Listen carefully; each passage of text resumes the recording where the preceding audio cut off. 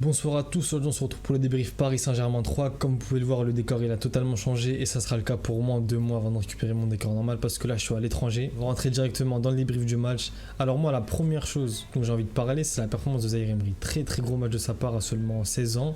Il a joué piston droit. Bon, on l'a déjà vu dans un rôle à peu près similaire contre le Bayern. Il avait déjà fait du mal vraiment à Alphonso Davies. Aujourd'hui, c'est Laroussi qui a appris. Il a fait un très gros match. Il a gagné quasiment tous ses duels. Il était très bon offensivement, très bon défensivement. Vraiment, il n'y a rien à dire. Zaïre Emery, très très gros match. Deuxième individu dont j'ai envie de parler, c'est Ekitike. Bon, il se fait beaucoup critiquer des fois à juste titre, c'est vrai, mais même il a eu très peu de temps de jeu quand même en deuxième partie de saison. Et Ekitike, je trouve qu'il a fait un match très très intéressant. C'était pas un match parfait, loin de là, mais c'était un match très intéressant. Et on sait qu'il est un peu en sursis en ce moment, Ekitike, qu'en fait ses performances elles sont pas assez bonnes pour les dirigeants. Et ben il va sûrement sauter dès le mercato hiver et dès le mercato estival. Même Campos qui l'a ramené voudrait plus d'Ekitike en fait. Sincèrement, moi je vais donner mon avis vite fait sur Ekitike. Ça serait une très très grosse erreur, je pense, de le vendre directement sans option d'achat, sans clause d'achat prioritaire.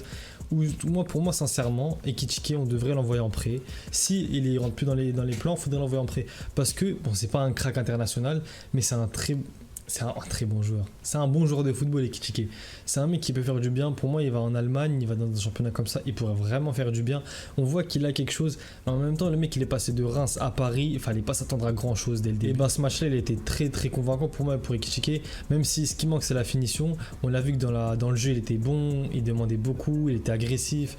Vraiment, il y avait des trucs à retenir. Et le mec, faut pas oublier, je crois qu'il a 20 ans ou 21 ans. En fait, on l'a trouvé très matrixé par les Mbappé, les Vinicius, les mecs qui pètent à 17-18 ans. Le football, c'est jusqu'à 32-33 ans et un mec à 21 ans, 22 ans, il est encore jeune. C'est ça qu'il faut comprendre. On peut commencer à dire que bon, c'est plutôt jeune, à partir de peut-être 24-25 ans, le mec devrait être pas loin de son prime, donc s'il est toujours mauvais, ok, mais à 21 ans, t'as rien fait encore dans le football. C'est pour ça que je comprends pas toutes les critiques et déjà qu'il y a certaines personnes qui veulent déjà le voir partir au bout d'une saison, même pas. Bon, après, on va parler quand même un peu plus du match. Premier but de Mbappé, c'est pas un beau but, mais c'est un but marrant. Genre, il met une petite tête, voilà, un peu un but à l'Icardi, renard des surfaces, vous voyez. Voilà, c'est un but pas chanceux, mais un peu. Ensuite, deuxième but qui arrive en deuxième mi-temps, but de Vitinha. D'ailleurs, Verratti, il a mis une passe magnifique. Je sais pas si la passe elle a été attribuée à lui ou pas, mais la passe a été magnifique. Verratti, qui, d'après certaines rumeurs, partirait du Paris Saint-Germain. Sincèrement, je suis mitigé sur Verratti. Je suis vraiment mitigé parce que d'un côté, si tu prends le joueur en lui-même, c'est un joueur formidable, mais le mec, déjà, il est souvent blessé et il symbolise un peu l'échec du PSG QSI. Mais en même temps, je sais pas, Verratti, c'est vraiment un truc où faudrait réfléchir et peser le pour et le contre, pardon, pour savoir si ça serait bien de le garder ou non. Bon, après moi, sincèrement, je pense Verratti, tu le mets dans n'importe quel club européen, hormis Paris. Tu le mets dans n'importe quel club, tu le mets à City, tu le mets au Barça, tu le mets au Bayern, tu le mets où tu veux. Ça, il va faire partie des meilleurs milieux de terrain du monde. À Paris, il a jamais été entouré, à part à l'époque Matuidi, Mota et Verratti. Depuis cette époque-là, il est esselé au milieu de terrain de Paris. Mais on voit que le mec, c'est Verratti, quoi. Je vais pas vous montrer ce qu'est Verratti. Verratti, tu le mets à City, c'est incroyable. C'est un magicien, ce mec. Et ben, on l'a vu encore une fois sur la passe. Quand il n'y a pas Messi, quand il n'y a pas Neymar, il y a Verratti pour mettre des caviars. Je pense que ça serait quand même une petite erreur de le laisser partir. Même si après. Moi, je le comprends, Verratti qui veulent partir. Sincèrement, je le comprends, je comprends son envie de départ. Malgré que ça a parlé de prolongation, qu'il a prolongé la saison dernière, je crois, il y a 2 saisons, je sais plus. Bref, il a prolongé il n'y a pas très longtemps, je crois, Verratti. Ou peut-être que je me trompe, mais bref, on s'en fout. Verratti, je comprends totalement son envie de départ. Il se fait terminer par certains supporters, à juste titre des fois, mais il se fait terminer. Il est tout seul au milieu de terrain, il joue avec des ploucs. Enfin, moi, je comprends vraiment son envie de départ. Et il commence à se faire, il est plutôt jeune, Verratti, il se fait vieux un petit peu, enfin, vous avez capté. Faudrait qu'il passe une étape dans sa carrière. Voilà, Verratti, si on le perd, on va perdre gros. Un des meilleurs milieux du monde, même si Riolo, des fois, voilà. Pour moi, Verratti, juste à Paris, il est mal entouré. En gros, c'est ça. Ensuite, on s'est pris un but. Voilà, encore une fois, on se prend un but par une équipe de 3. Je trouve que ça fait tâche quand même si on gagne 3 en finale. Se prendre un but par 3, c'est une équipe qui est en Ligue 2. Ça y est, ils sont relégables, 3.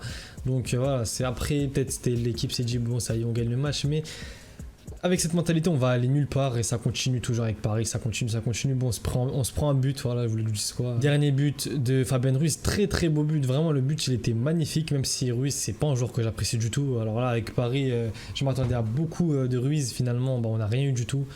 j'aime pas du tout ses matchs, même les matchs que j'ai vu au parc de lui, je sais pas, j'aime pas du tout ce joueur en fait. Mais il a mis un très beau but, on va pas lui enlever son but. Si je dois parler de l'équipe plus globalement, je trouve qu'on a senti l'absence de Neymar et Messi dans l'intensité, même si c'était pas un match très intense, on va pas commencer à voilà. Mais à part Mbappé, toute l'équipe courait, c'est la vérité, toute l'équipe courait.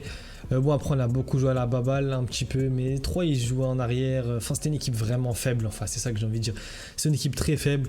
Donc, faire un débrief sur un match comme ça, c'est bien. Mais en soi, ça veut rien dire. Quand t'es Paris, que t'affrontes 3, t'as rien à retirer d'une victoire 3-1 contre 3. Mais voilà, enfin, c'était une équipe très faible, une équipe de Ligue 2, limite. Enfin, c'est l'année prochaine, normalement, ils sont en Ligue 2. Donc voilà, match, c'est grave de ce que je veux dire, mais match solide de la part de Paris. On a pris les 3 points, sachant que le titre, normalement, il est assuré, mais on ne sait jamais avec Lens et Marseille derrière. Donc voilà, Paris qui assure les 3 points, c'est le plus important. Même si je ne vois pas que cette saison, je m'en fous. Ce match, je l'ai regardé parce que justement, là, je suis tout seul, je suis à l'étranger, que j'avais plus rien à faire aujourd'hui. Du coup, j'ai regardé le match et je me suis dit pourquoi pas faire un petit débrief.